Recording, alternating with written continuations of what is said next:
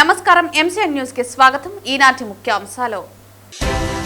కేంద్ర రాష్ట్ర ప్రభుత్వాలు ప్రతిష్టాత్మకంగా చేపట్టిన సూపర్ జీఎస్టీ సూపర్ సేవింగ్స్ కార్యక్రమంలో కమిషనర్ ఎన్వి రమణారెడ్డి ఆధ్వర్యంలో పలమనేరు పట్టణ పరిధిలో పురపాలక సంఘం ఎదురుగా వివిధ సంస్థల ద్వారా స్టాల్స్ ఏర్పాటు. అక్రమ సంబంధం పెట్టుకుని భర్తను హత్య చేసిన కేసులో భార్య మరియు ఆమె ప్రియుడిని అరెస్టు చేసిన చిత్తూరు 2 టౌన్ పోలీసులు. అర్హులైన పేదలందరికీ ఇళ్ల స్థలాలు ఇవ్వాలి. తిరుపతి ఆర్టీఓ కార్యాలయం వద్ద సిపిఎం పార్టీ ఆధ్వర్యంలో ధర్నా వద్దకు వచ్చిన ఆర్టీఓ 6 నెలల సమయంలోపు ఇంటి స్థలాలు కేటాయిస్తామని హామీ. వార్తల్లోని వివరాలు. కేంద్ర రాష్ట్ర ప్రభుత్వాలు ప్రతిష్టాత్మకంగా చేపట్టిన సూపర్ జీఎస్టీ సూపర్ సేవింగ్స్ కార్యక్రమంలో భాగంగా ఈరోజు పలమనేరు పట్టణ పరిధిలో పురపాలక సంఘం ఎదురుగా వివిధ సంస్థల ద్వారా స్టాల్స్ ను ఏర్పాటు చేయడం జరిగింది. కేంద్ర రాష్ట్ర ప్రభుత్వాలు ప్రతిష్టాత్మకంగా చేపట్టిన సూపర్ జీఎస్టీ సూపర్ సేవింగ్స్ కార్యక్రమంలో భాగంగా ఈరోజు పలమనేరు పట్టణ పరిధిలో పురపాలక సంఘం ఎదురుగా వివిధ సంస్థల ద్వారా స్టాల్స్ ను ఏర్పాటు చేయడం జరిగింది. ఈ కార్యక్రమంలో భాగంగా ప్రజలకు ప్రభుత్వం వారు నిర్దేశించిన రేట్లను, ధర ఆదా పట్టిక ప్రదర్శన మరియు కరపత్రములు పంపిణీ చేయడం జరిగింది. ఈ కార్యక్రమాన్ని ఉద్దేశించి కమిషనర్ ఎన్వి రమణారెడ్డి మాట్లాడుతూ కేంద్ర ప్రభుత్వం ప్రతిష్టాత్మకంగా చేపట్టిన జీఎస్టీ 2.0 సంస్కరణలతో 99% వస్తువులు మరియు సేవలు పన్ను రహితంగా ఉన్నాయని, లేదా 5% లేదా 18% జీఎస్టీని కలిగి ఉన్నాయని తెలిపారు.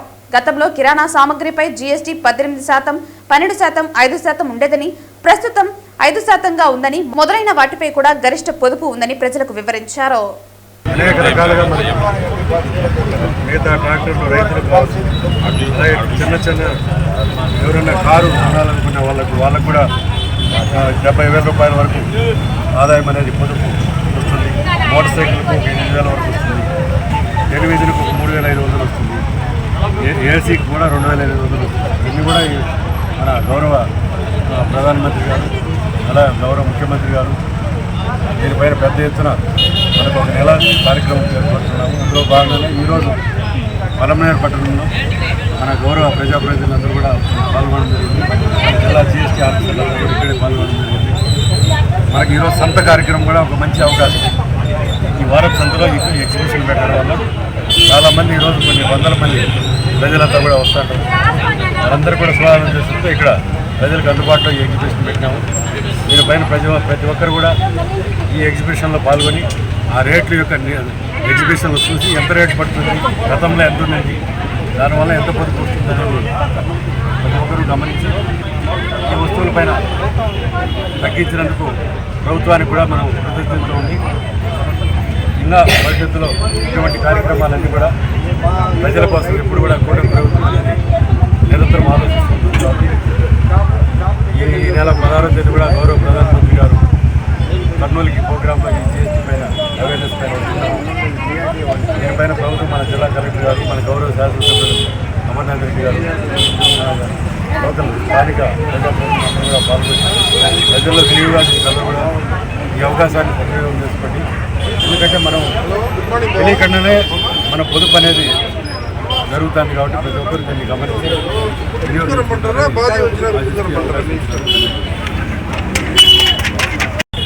ఈనాటి సూపర్ జీఎస్టీ సూపర్ సేవింగ్స్ కింద మన పలమనేరు మున్సిపల్ కమిషనర్ ఆధ్వర్యంలో మరియు ఇక్కడ ఉన్నటువంటి మన గౌరవ శాసనసభ్యులు అమర్నాథ్ గారి ఆధ్వర్యంలో, తర్వాత మన కౌన్సిలర్ అందరి సహకారంతో, ప్రజాప్రతినిధుల సహకారంతో ఈరోజు ఈ జీఎస్టీ సంబంధించినటువంటి ఈ యొక్క కార్యక్రమం నిర్వహించడం జరిగింది.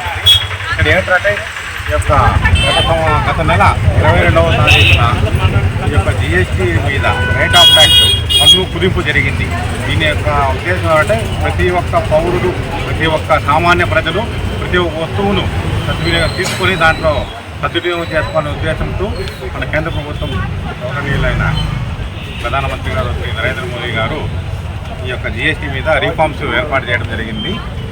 ఈ యొక్క కార్యక్రమంలో ప్రతి ఒక్క వస్తువుని వస్తువుల మీద రేట్లు చాలా దాకా కొన్ని వస్తువులను అయితే స్టేషనరీ ఐటమ్స్ చిన్నపిల్లలకు 0 చేయడం అనేది, తర్వాత ఈ కార్లు కానీ, తర్వాత ఈ ఎలక్ట్రానిక్ ఐటమ్స్, ఎలక్ట్రికల్ ఐటమ్స్ మీద 10% తగ్గడం అనేది ఇంచుమించు సుమారుగా కారు రేటు 70,000 నుంచి ₹1,00,000 వరకు తగ్గడము, తర్వాత ఈ టీవీలు కానీ ఏదైనా ఎలక్ట్రానిక్ ఐటమ్స్ 4 నుంచి 5 నుంచి 6 జరిగింది. తర్వాత సామాన్యంగా మనకు అందరూ కట్టేటువంటి ఇన్సూరెన్స్ల మీద అయితే ట్యాక్స్ 18% 0% చేయడం జరిగింది. ఇవంతా మనకు మంచి శుభదాయకము కాబట్టి ఈ యొక్క అవకాశాన్ని అందరూ సద్వినియోగం చేసుకోవాలని కోరుకుంటూ ఈ అవకాశం ఇచ్చినట్టు అందరికీ ధన్యవాదాలు తెలియజేయండి. సూపర్ జీఎస్టీ సూపర్ సేవింగ్స్ కార్యక్రమంలో భాగంగా జీఎస్టీ 2.0 సంస్కరణలపై ప్రజలకు విస్తృత అవగాహన కల్పించాలనే ఉద్దేశంతో super GST super savings exhibition ను చిత్తూరు జిల్లా కలెక్టర్ సుమిత్ కుమార్ ప్రారంభించారు.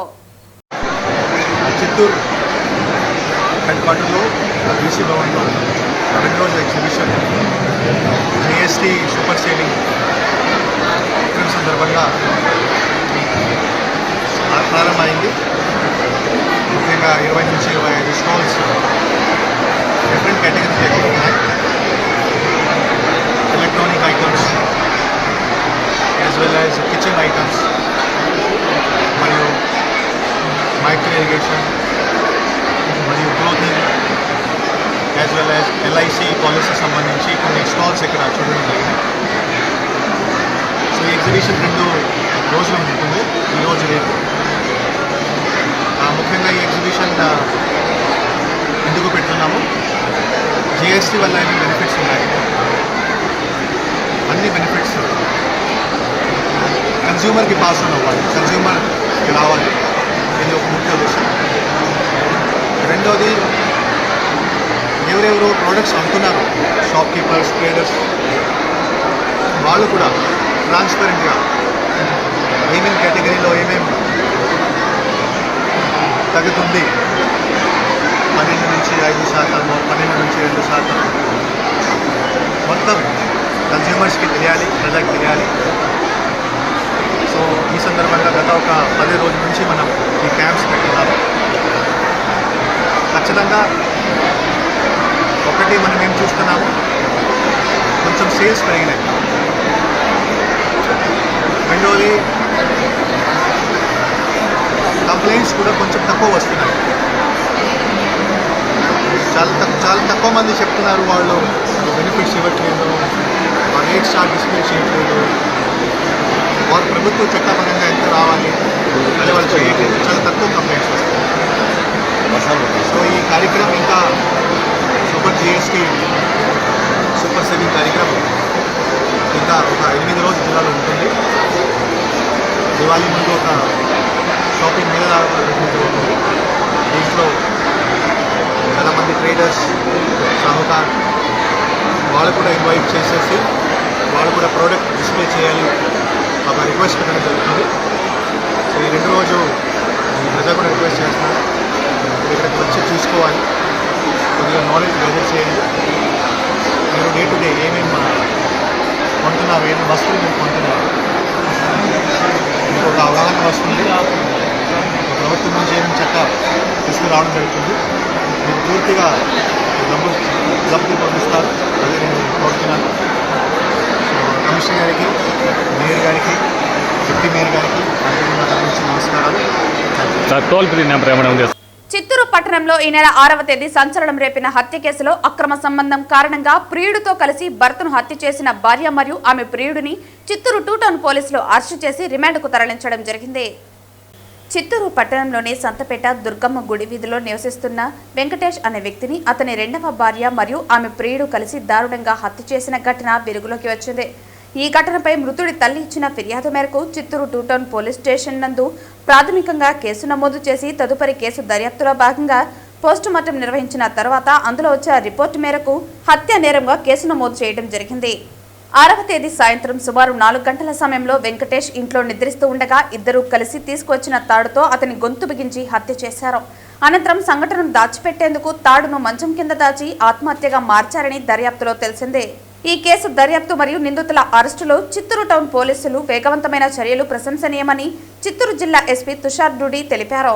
చిత్తూరు సంతపేటకు సంబంధించినటువంటి జి వెంకటేష్, అతను వృత్తిరీత్యా చికెన్ షాప్ టెంపో సంబంధించిన డ్రైవర్.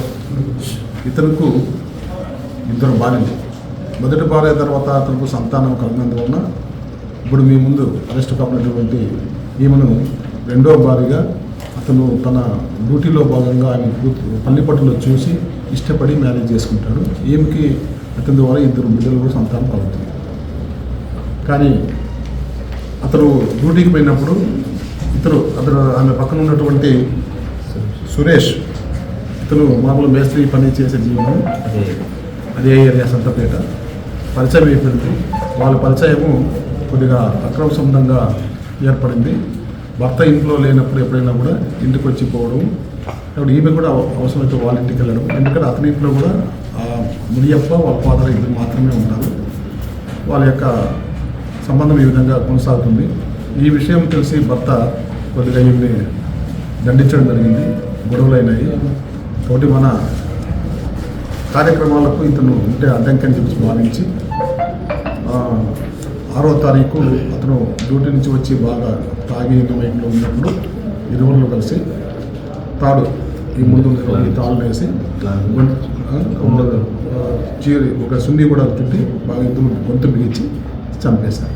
ఇనిషియల్గా మనకు అది ఇంటిలో జరిగినది కాబట్టి వాళ్ళ మదరు నా కొడుకు మరణంపై నాకు అనుమానంగా ఉందని చెప్పేసి ఆయన మనకు రిపోర్ట్ ఇవ్వడం జరిగింది.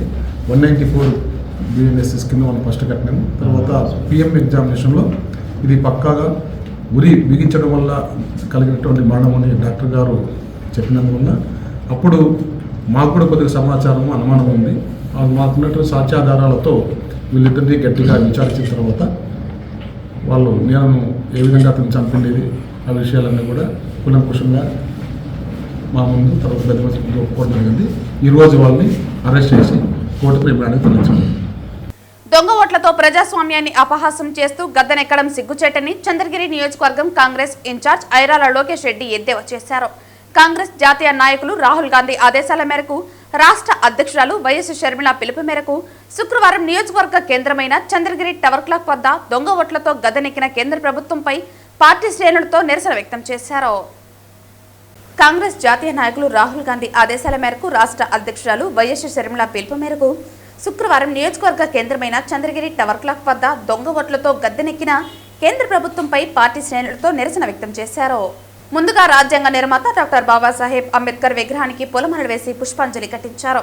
అనంతరం ఐరాల లోకేష్ రెడ్డి మాట్లాడుతూ ఓట్ చోర్ గద్ది చోర్ అనే నినాదంతో తమ పార్టీ శ్రేణులు నిరసన కార్యక్రమం తెలుపుతున్నట్లు పేర్కొన్నారు.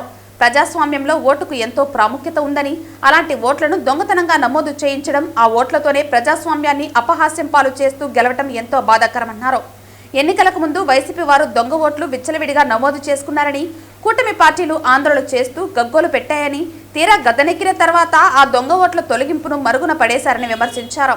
2024 ఎన్నికలకు ముందు చంద్రగిరి నియోజకవర్గంలో 60,000 ఓట్లు పైగా అప్పటి వైసీపీ ఎమ్మెల్యే చెవిరెడ్డి భాస్కర్ రెడ్డి దొంగ ఓట్లను నమోదు చేశారని, వాటిని తొలగించాలంటూ తిరుపతి ఆర్డీఓ కార్యాలయం ముందు ప్రస్తుత ఎమ్మెల్యే పులివర్తి నాని పెద్ద ఎత్తున నిరసన కార్యక్రమాలు నిర్వహిస్తూ పెట్రోల్ పోసుకుని కూడా ఉద్యమం చేశారని గుర్తు చేశారు.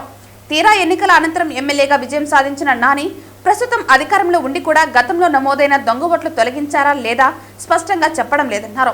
తొలగించుంటే ఎన్ని ఓట్లు తొలగించారు, ఎన్ని చోట్ల పోలింగ్ కేంద్రాలను మార్చారనే వివరాలను ప్రతిపక్ష పార్టీలకు గానీ ప్రజలకు గానీ చెప్పాల్సిన అవసరం ఉందని డిమాండ్ చేశారు.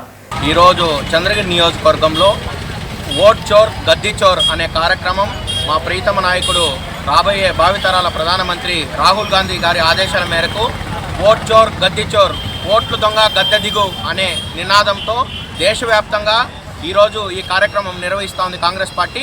అదేవిధంగా షర్మిలారెడ్డి గారి నాయకత్వంలో ఆంధ్రప్రదేశ్ ఈరోజు చంద్రగిరి నియోజకవర్గంలో మేము ఓట్ చోర్ గద్దీ చోర్ అనే కార్యక్రమంలో భాగంగా ఈరోజు చంద్రగిరి పట్టణంలో ఈ కార్యక్రమం నిర్వహించడం జరిగింది.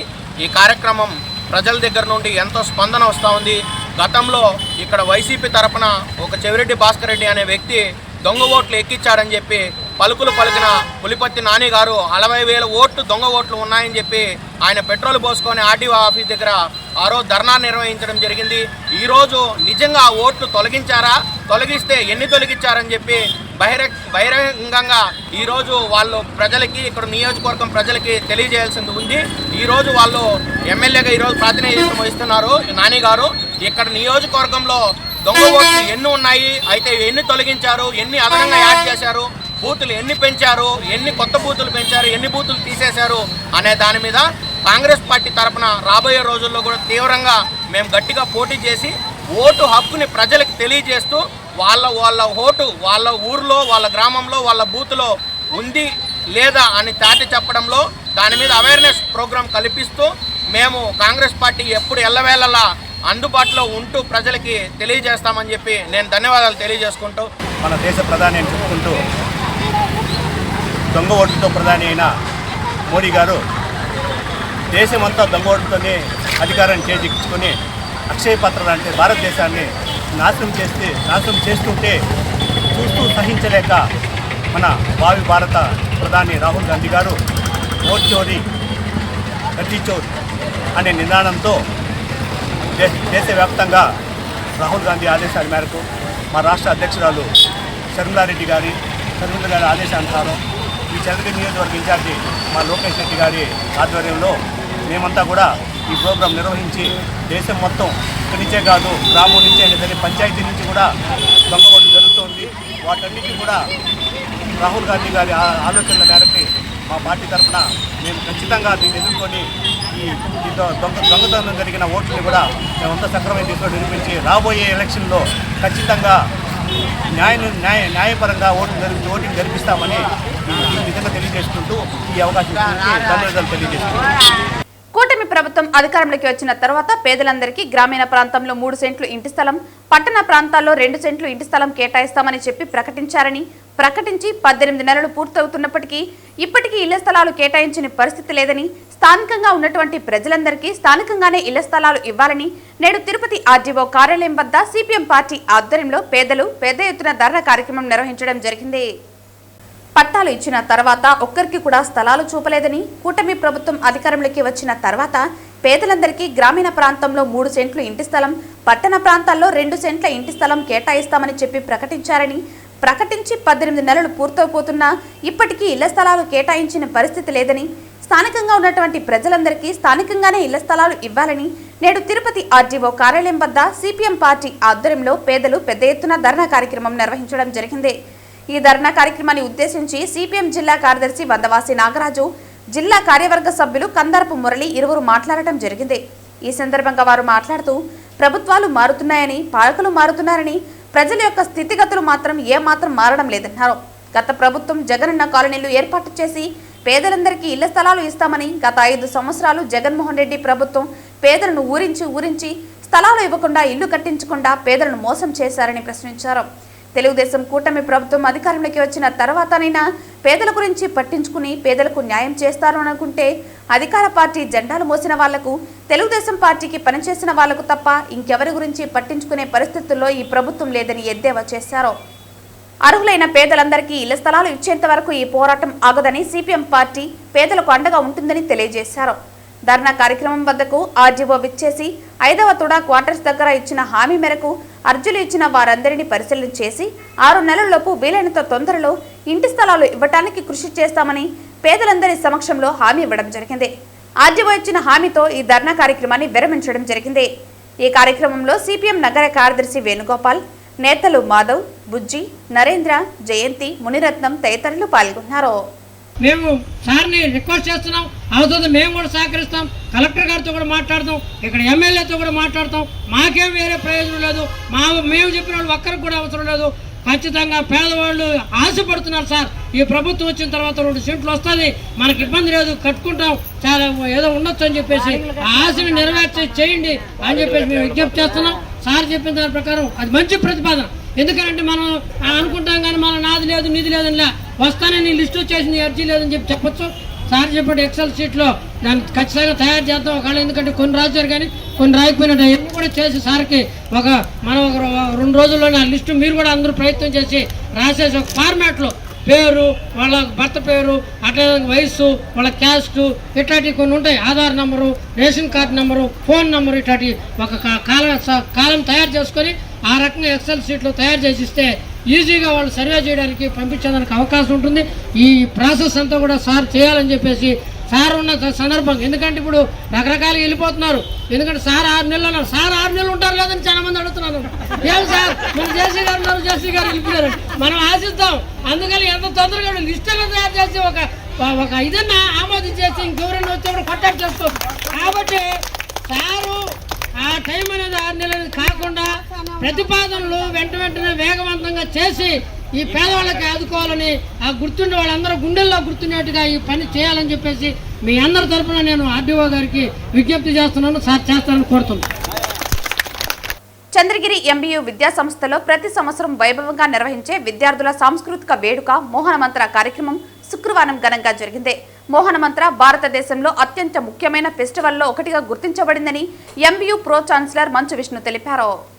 తిరుపతి జిల్లా చంద్రగిరి ఎంబీయూ విద్యా సంస్థల్లో ప్రతి సంవత్సరం వైభవంగా నిర్వహించే విద్యార్థుల సాంస్కృతిక వేడుక మోహనమంత్ర కార్యక్రమం శుక్రవారం ఘనంగా జరిగింది. రాష్ట్రంలోని వివిధ కళాశాలలతో పాటు ఇతర రాష్ట్రాల నుండి కూడా పెద్ద సంఖ్యలో విద్యార్థులు పాల్గొన్నారు. ఈ కార్యక్రమానికి MBU pro chancellor Manchu Vishnu ముఖ్య అతిథులుగా హాజరై కార్యక్రమాన్ని ప్రారంభించారు. కార్యక్రమం విజయవంతంగా జరగడం పట్ల ఆయన ఆనందం వ్యక్తం చేశారు. అనంతరం ఆయన మీడియాతో మాట్లాడుతూ ప్రతి సంవత్సరం దేశంలోని వివిధ కాలేజీల నుంచి వేల మంది విద్యార్థులు పాల్గొనే కార్యక్రమం మోహనమంత్ర 2025 టెక్నోఫెస్ట్కు 40,000 మంది విద్యార్థులు పాల్గొన్నారని తెలిపారు. పండుగ వాతావరణంలో ఈ టెక్నోఫెస్ట్ జరుగుతుందని అన్నారు. భారతదేశంలోనే అతిపెద్ద టెక్నోఫెస్ట్ మోహనమంత్ర యూనివర్సిటీలో నాకు ఎంత హక్కు ఉంటుందో విద్యార్థులకు సిబ్బందికి అంతే హక్కు ఉంటుందని పేర్కొన్నారు. స్టూడెంట్ కల్చరల్ టెక్నో ఫెస్టివల్ జరిపిస్తుంది. దాని పేరు మోహనమంత్ర. ఇది గత 10 సంవత్సరాలుగా జరుగుతుంది. ఈరోజు దాదాపు 40,000 మంది పిల్లలు ఒక మోహన్ బాబు యూనివర్సిటీలో వచ్చిన 20,000 మంది కాకుండా మిగతా యూనివర్సిటీస్ నుంచి, మిగతా రాష్ట్రాల నుంచి, కాలేజెస్ నుంచి, మిగతా రాష్ట్రాలు యూనివర్సిటీస్ నుంచి, మన ఆంధ్ర తెలంగాణ నుంచి కూడా చాలామంది స్టూడెంట్స్ అటెండ్ అవుతారు ఈ 3 day కల్చరల్ ఫెస్ట్కి. అండ్ మాకు ఇది ఒక for all the students and including for the faculty and మాకు కూడా it is something we all look forward for. ఎందుకంటే ఈ యూనివర్సిటీ స్టూడెంట్స్ని నాకు ఎంత హక్కు ఉందో మోహన్ బాబు యూనివర్సిటీ పైన ఇక్కడ చదివే ప్రతి ఒక్కరికి, పనిచేసే ప్రతి ఒక్కరికి అంతే హక్కు. మా యూనివర్సిటీలో, మన యూనివర్సిటీలో ఈరోజు పండగ మోహనమంత్ర జరుపుకుంటున్నాం. అండ్ దిస్ ఈజ్ భారతదేశంలోనే one of the biggest techno cultural festival. Thank you. Sri Venkateswara వైద్య కళాశాల మానసిక విభాగం మత్తు వ్యసన నిర్మూలన కేంద్రం వారు ప్రపంచ ఆరోగ్య మానసిక దినోత్సవం సందర్భంగా వైద్య విద్యార్థులకు, నర్సింగ్ విద్యార్థులకు మరియు పారామెడికల్ విద్యార్థులకు శ్రీ వెంకటేశ్వర మెడికల్ కళాశాల ప్రిన్సిపల్, మానసిక విభాగం HOD professor Padmavathi, doctor Mallikarjunarao, rotary club members, psychiatry association members doctor Kishore, doctor పేరోల్ యాదవ్ మరియు రోటరీ క్లబ్ వారి సౌజన్యంతో మెడికల్ కాలేజ్ పరిపాలనా భవనం నుంచి స్విమ్స్ వరకు ర్యాలీ నిర్వహించారు. మానవహారంతో నినాదాలు చేస్తూ శారీరక ఆరోగ్యం కన్నా మానసిక ఆరోగ్యం మిన్న, మానసిక ఆరోగ్యమే మహాబలం, బలమైన మనసు బలమైన ప్రపంచం, మానసిక ఆరోగ్యంగా ఉంటే ఏ పనైనా చేయగలుగుతామని దృఢ సంకల్పం మెడికల్ కాలేజీ ప్రిన్సిపల్ రవిప్రభు ఆధ్వర్యంలో నిర్వహించడం జరిగింది. ఈ సందర్భంగా ప్రొఫెసర్ రవిప్రభు మాట్లాడుతూ ప్రతి ఒక్కరూ మానసికంగా దృఢంగా ఉండాలని, ఒత్తిడిని, ఆందోళనను అధిగమించాలని, అలాంటి ఆలోచనలు వచ్చినప్పుడు మానసిక నిపుణులు, వైద్యులు, కౌన్సిలింగ్ సైకాలజిస్ట్ను సలహాలు, సూచనలు వైద్యం చేయించుకోవాలని తెలిపారు. మానసిక విభాగం హెచ్ఓడి పద్మావతి మాట్లాడుతూ శారీరకం కన్నా మానసికంగా బాగుండాలని, ముఖ్యంగా పేదవాళ్లు, ఆర్థికంగా వెనుకబడిన వాళ్లుగా ఉండటం వల్ల, కనీస అవసరాలు లేని పరిస్థితుల్లో జీవించడం వల్ల మానసికంగా దృఢంగా ఉండలేకపోతున్నారని తెలిపారు. 2020లో కరోనా మహమ్మారి బాధితులుగా పడినటువంటి వాళ్ళు మానసికంగా దృఢంగా లేనందువల్ల ఎంతో మందిని కోల్పోవటం జరిగిందన్నారు. ఎందుకైనా మనం బాగుండాలంటే మానసికంగా దృఢంగా ఉండాలని, శారీరకంగా గాను, ఆధ్యాత్మికంగా గాను, ఆర్థికంగా గాను, మానసికంగా బాగాలేకపోతే అనేక రకాలైనటువంటి మానసిక వ్యాధులకు గురి కావచ్చని వివరించారు.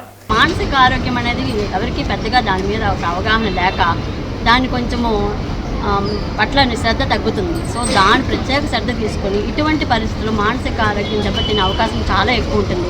ఎందుకంటే వాళ్ళు ఆర్థికంగా నష్టపోతారు, ఆత్మీయులను కోల్పోతారు. సో తెలియని ప్లేస్లో బ్రతకాల్సి వస్తుంది. భయము, ఆందోళన, నిద్ర లేకపోవడము, నిస్సత్వ, నిరాశ, నిస్పృహలు, రేపు ఎలా ఉంటుందో అని ఒక భయము, ఆందోళనతో కొంతమంది ఆత్మహత్య ప్రయత్నం చేస్తారు. కొంతసార్లు వైద్యులతో వీళ్ళు విపరీతమైన ప్రవర్తనలు, సో ఉన్నట్టుండి ఉద్రేక పరిస్థితులు కలవడం, ఆల్రెడీ మానసిక జబ్బులు ఉన్న వాళ్ళకి ఇంకా కొంచెం ఎక్కువ తీవ్రమయ్యే పరిస్థితులు కూడా ఉంటాయి. సో ఇవన్నీ తెలుసుకోవాలంటే ముందుగా ఇలాంటివి సంభవించినప్పుడు మనం ఏ విధంగా సంసిద్ధత ఉండాలి, ఏ విధంగా మనం వనరులు సమకూర్చుకోవాలి, మనకున్న వనరులతో పాటు మనతో పాటు తోడ్పాటుగా ఉండే స్వచ్ఛంద సంస్థలు, రోటరీ క్లబ్లు, రెడ్ క్రాస్లు వాళ్ళ సేవలు కూడా వినియోగించుకుంటూ అందరూ ఒకేసారి మనము చేయగలుగుతూ ముందుకు సాగుతూ ఉంటే ఇటువంటి పరిస్థితులకు మనం ముందుగా సంసిద్ధత ఉన్నప్పుడు మన ప్రజలకి, మన సమాజానికి మనము సహాయపడగలుగుతాం. సో మనం ఆర్థికంగా కాదు, శారీరకంగా, మానసికంగా అన్ని విధాలా తోటి ప్రజలకి మనము సహాయపడగలుగుతామని దీని ముఖ్య ఉద్దేశం. సో ఈ ర్యాలీ ద్వారా లేదా మీడియా ద్వారా లేదా కొన్ని కల్చరల్ ప్రోగ్రామ్స్ ద్వారా కూడా వివిధ రూపాల్లో ప్రజలకి అవగాహన కల్పిస్తూ మనము దీని పట్ల మన కొత్త నిశ్చయంతో జరిగినప్పుడే ఈ మానసిక ఆరోగ్యం పట్ల అందరికీ ఒక అవగాహన కలుగుతుందని మేము బలంగా నమ్ముతున్నాము. అందరికీ ధన్యవాదాలు. ఈరోజు శ్రీ వెంకటేశ్వర మెడికల్ కాలేజీ తిరుపతిలో ప్రపంచ మానసిక వ్యాధుల వారోత్సవాలు మనం జరుపుకుంటున్నాము. ప్రత్యేకంగా ఈ సంవత్సరం ఏంటంటే ప్రకృతి వైపరీత్యాలు, అలాగే మనం అనుకోకుండా జరిగిన ప్రపంచంలో జరిగే సంఘటనల్లోనూ అత్యవసర పరిస్థితుల్లోనూ ఈ మానసిక ఆరోగ్యం అనేది దెబ్బతింటూ ఉంటుంది. మనకి ఈ మధ్యనే ఒక 4 ఏళ్ల క్రితం కరోనా వచ్చినప్పుడు ఎంత మానసిక సంక్షోభం మనం అందరం అనుభవించామో తెలుసు. అటువంటి పరిస్థితుల్లోనూ తర్వాత అత్యవసర పరిస్థితుల్లో ఎలాగైతే మానసిక ఆరోగ్యం కుంగిపోతుందో ఆ సమయంలో ప్రత్యేకంగా అందరికీ ఈ ఆరోగ్య సేవలు అనేది అంటే మానసిక వైద్యం బాగు చేసేందుకు సరిపడా సేవలంతా అందించడానికి అన్ని చోట్ల అందుబాటులో ఉండాలన్న ఆ థీమ్ తోటి ఈ సంవత్సరం మనము ఈ అవగాహన కార్యక్రమాలు మనం చేస్తున్నాం మెడికల్ కాలేజీలో. గత వారం రోజులు బట్టి ఈ కార్యక్రమాలు జరుగుతున్నాయి. తిరుపతి జిల్లా ఎస్పీ సుబ్బరాయుడు ఆదేశాల మేరకు తిరుపతి జిల్లా పోలీసులు ఆధునిక సాంకేతిక పద్ధతులను వినియోగిస్తూ నేరాలపై కఠిన చర్యలు చేపడుతున్నారు. ఈ క్రమంలో డ్రోన్ నిఘా వ్యవస్థ ద్వారా తిరుపతి నగరంలోని ఒక ఇంటి మిద్దెపై పేకాట ఆడుతున్న వ్యక్తులను గుర్తించిన పోలీసులు వెంటనే అక్కడికి చేరుకుని వారిని అదుపులోకి తీసుకుని 11 మందిని అరెస్టు చేసి 37,000 రూపాయలను స్వాధీనం చేసుకున్నారు. జిల్లా పోలీసు శాఖ ఆధునిక పరికరాలను వినియోగిస్తూ విజిబుల్ పోలీసింగ్, సాంకేతిక నిఘా మరియు ఇంటెలిజెన్స్ ఆధారిత ఆపరేషన్ల ద్వారా చట్టవిరుద్ధ గ్యాంబ్లింగ్, మాదక ద్రవ్యాలు మరియు ఇతర అసాంఘిక కార్యక్రమాలపై ఉక్కుపాదం మోపుతోంది. జిల్లా ఎస్పీ ప్రజలకు విజ్ఞప్తి చేస్తూ ప్రజలు ఇలాంటి చట్టవిరుద్ధ కార్యకలాపాలకు దూరంగా ఉండాలని తెలిపారు.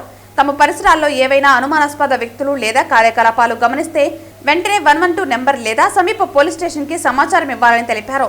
ప్రజల సహకారంతోనే నేరరహిత సమాజం సాధ్యమవుతుందని అన్నారు.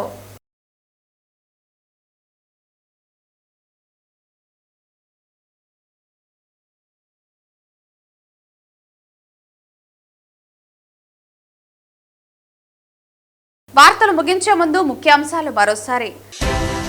కేంద్ర రాష్ట్ర ప్రభుత్వాలు ప్రతిష్టాత్మకంగా చేపట్టిన సూపర్ జీఎస్టీ సూపర్ సేవింగ్స్ కార్యక్రమంలో కమిషనర్ ఎన్వి రమణారెడ్డి ఆధ్వర్యంలో పలమనేరు పట్టణ పరిధిలో పురపాలక సంఘం ఎదురుగా వివిధ సంస్థల ద్వారా స్టాల్స్ ఏర్పాటు. అక్రమ సంబంధం పెట్టుకుని భర్తను హత్య చేసిన కేసులో భార్య మరియు ఆమె ప్రియుడిని అరెస్టు చేసిన చిత్తూరు 2 టౌన్ పోలీసులు. అర్హులైన పేదలందరికీ ఇళ్ల స్థలాలు ఇవ్వాలి. తిరుపతి ఆర్జీఓ కార్యాలయం వద్ద సిపిఎం పార్టీ ఆధ్వర్యంలో ధర్నా వద్దకు వచ్చిన ఆర్జీఓ 6 నెలల సమయంలోపు ఇంటి స్థలాలు కేటాయిస్తామని హామీ. ఈ వార్తలు ఇంతటితో సమాప్తం. తిరిగి వార్తల్లో మళ్ళీ కలుద్దాం. అంతవరకు సెలవు. నమస్కారం.